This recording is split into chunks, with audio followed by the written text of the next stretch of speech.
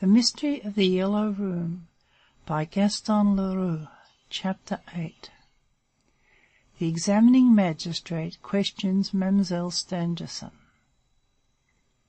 2 minutes later, as Rouletabille was bending over the footprints discovered in the park under the window of the vestibule, a man, evidently a servant at the chateau, came towards us rapidly and called out to Monsieur Darzac, then coming out of the pavilion. Monsieur Robert, the magistrate, you know, is questioning mademoiselle. Monsieur Darzac added a muttered excuse to us and set off running toward the chateau, the man running after him. If the corpse can speak, I said, it would be interesting to be there. We must know, said my friend. Let's go to the chateau. And he drew me with him. But at the chateau, a gendarme placed in the vestibule denied us admission up the staircase of the first floor. We were obliged to wait downstairs. This is what passed in the chamber of the victim while we were waiting below.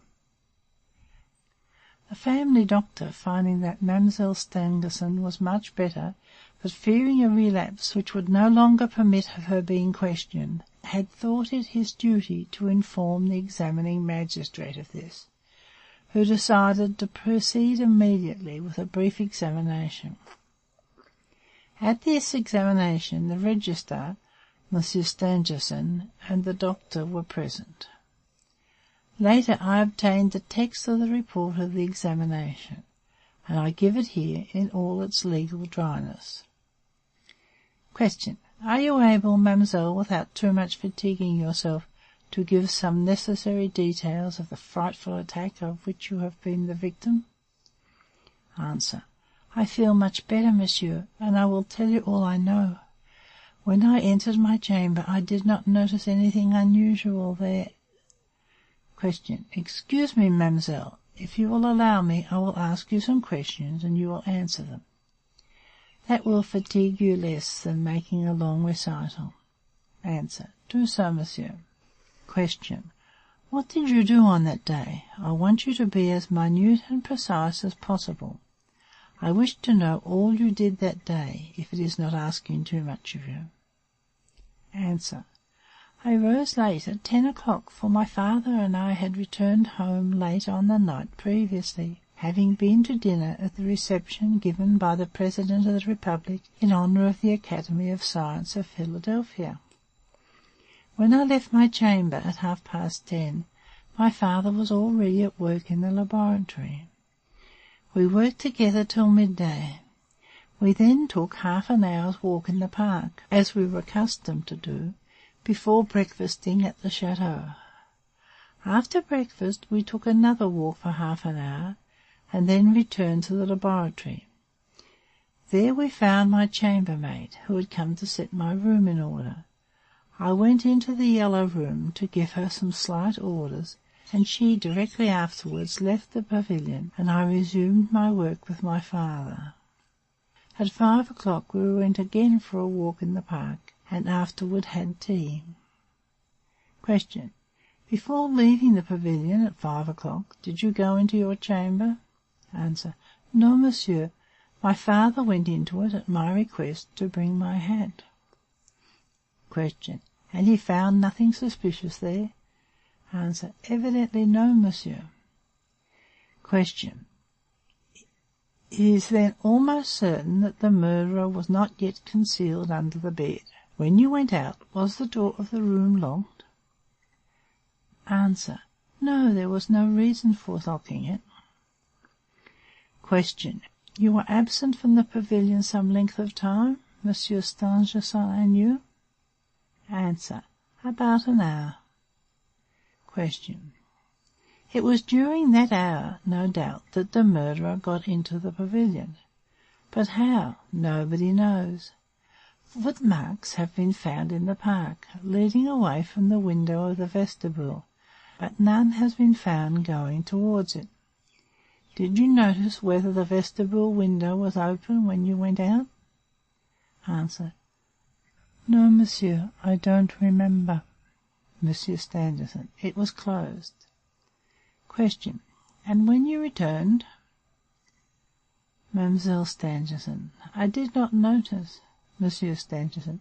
It was still closed. I remember remarking aloud, Daddy Jacques must have opened it while we were away. Question. Strange. Do you recollect, Monsieur Stangerson, if during your absence and before going out he had opened it? You returned to the laboratory at 6 o'clock and resumed work? Mademoiselle Stangerson. Yes, monsieur.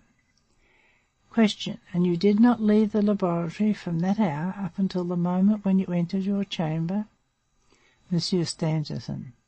Neither my daughter nor I, monsieur. We were engaged on work that was pressing, and we lost not a moment, neglecting everything else on that account. Question. Did you dine in the laboratory? Answer. For that reason. Question. Are you accustomed to dine in the laboratory? Answer. We rarely dine there. Question. Could the murderer have known that you would dine there that evening? Monsieur Stangerson. Good heavens, I think not. It was only when we returned to the pavilion at 6 o'clock that we decided, my daughter and I, to dine there. At that moment I was spoken to by my gamekeeper, who detained me a moment to ask me to accompany him on an urgent tour of inspection in a part of the woods which I had decided to thin. I put this off until the next day, and begged him, as he was going by the chateau, to tell the steward that we should dine in the laboratory. He left me to execute the errand, and I rejoined my daughter, who was already at work. Question. At what hour, mademoiselle, did you go to your chamber while your father continued to work there? Answer. At midnight. Question. Did Daddy Jacques enter the Yellow Room in the course of the evening? Answer. To shut the blinds and light the night light. Question. He saw nothing suspicious? Answer. He would have told us if he had seen. Daddy Jacques is an honest man and very attached to me. Question. You affirm, Monsieur Stangerson, that Daddy Jacques remained with you all the time you were in the laboratory? Monsieur Stangerson. I am sure of it. I have no doubt of that. Question. When you entered your chamber, mademoiselle, you immediately shut the door and locked and bolted it? That was taking unusual precautions, knowing that your father and your servant were there. Were you in fear of something then? Answer. My father would be returning to the chateau, and Daddy Jacques would be going to his bed, and in fact I did fear something. Question. You were so much in fear of something that you borrowed Daddy Jacques' revolver without telling him you had done so? Answer. That is true. I did not wish to alarm anybody, the more because my fears might have proved to be foolish. Question. What was it you feared? Answer. I hardly know how to tell you. For several nights I seemed to hear, both in the park and out of the park, round the pavilion, unusual sounds, sometimes footsteps, at other times the cracking of branches. The night before the attack on me, when I did not get to bed before 3 o'clock in the morning, on our return from the Elysee, I stood for a moment before my window, and I felt sure I saw shadows. Question. How many?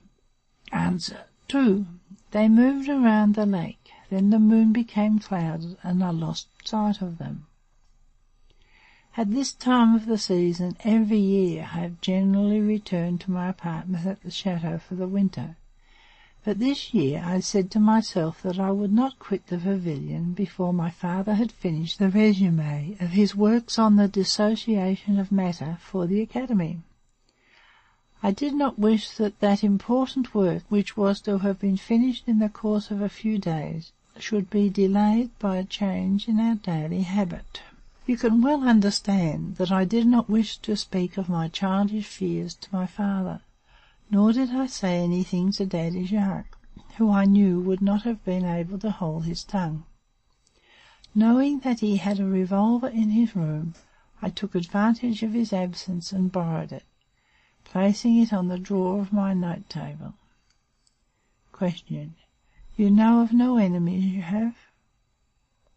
Answer. None. Question. You understand, mademoiselle, that these precautions are calculated to cause surprise? Monsieur Stangerson. Evidently, my child, such precautions are very surprising. Answer. No, because I have told you that I had been uneasy for 2 nights. Monsieur Stangerson. You ought to have told me of that. This misfortune would have been avoided. Question. The door of the Yellow Room locked, did you go to bed? Answer. Yes, and being very tired, I at once went to sleep. Question. The night light was still burning? Answer. Yes, but it gave a very feeble light. Question. Then, mademoiselle, tell us what happened. Answer. I do not know whether I had been long asleep, but suddenly I awoke and uttered a loud cry. Monsieur Stangerson. Yes, a horrible cry, murder.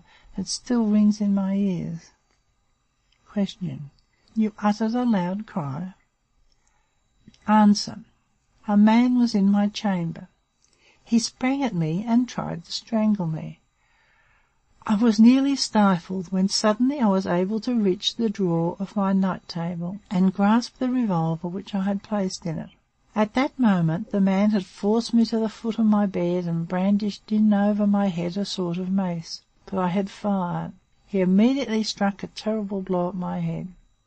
All that, monsieur, passed more rapidly than I can tell it, and I know nothing more.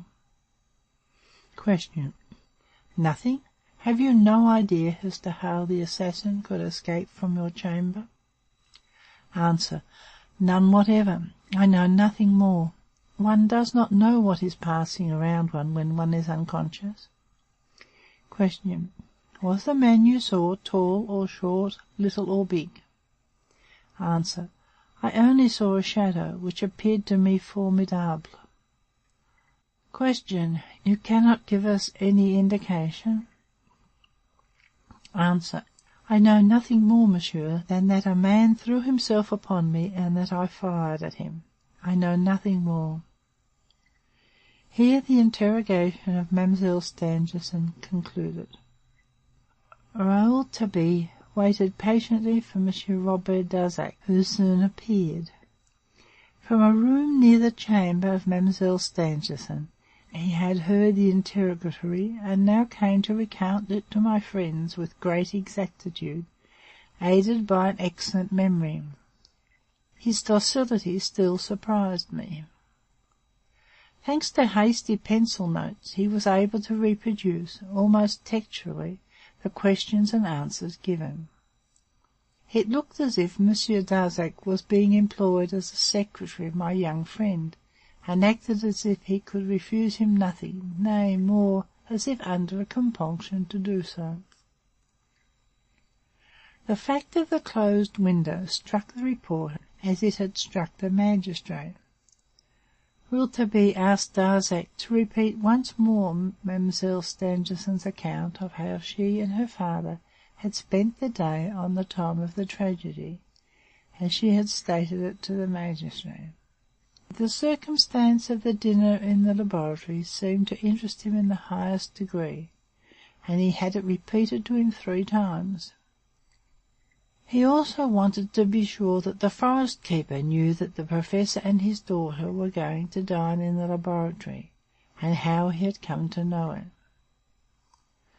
When Monsieur Darzac had finished, I said, "The examination has not advanced the problem much." "It has put it back," said Monsieur Darzac. "It has thrown light upon it," said Rouletabille thoughtfully. End of chapter 8.